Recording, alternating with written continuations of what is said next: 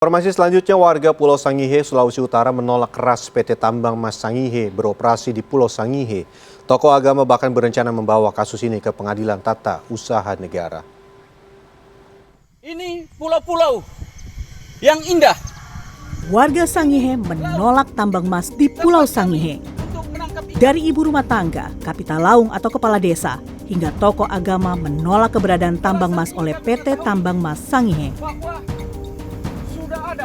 Kapita Laung Kampung Pananaru menolak adanya PT Tambang Emas Sangihe beroperasi di wilayah kami, sebab hanya merusak lingkungan kehidupan yang indah ini. Terganggu dengan ancaman, taruhlah ancaman ini untuk kita, karena ya kita so aman-aman di sini.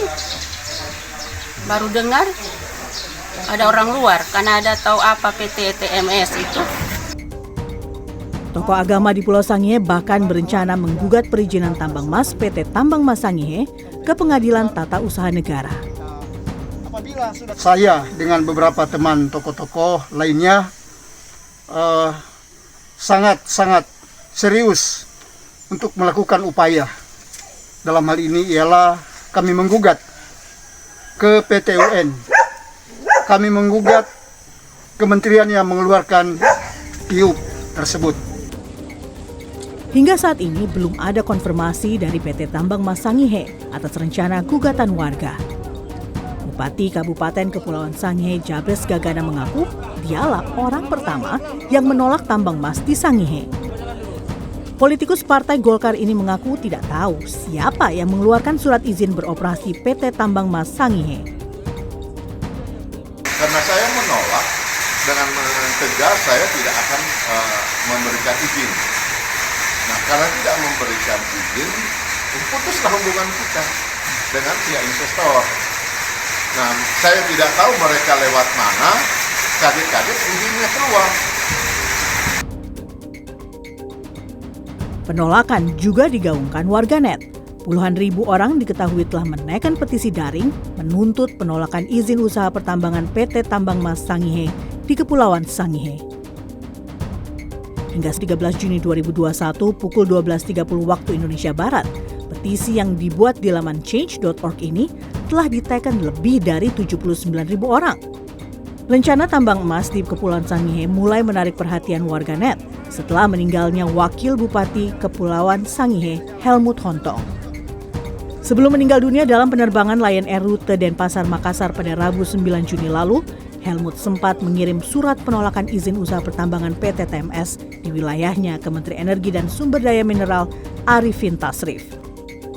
Surat tersebut dikirim secara pribadi oleh Helmut tanpa mengatasnamakan pemerintah Kabupaten Sangihe.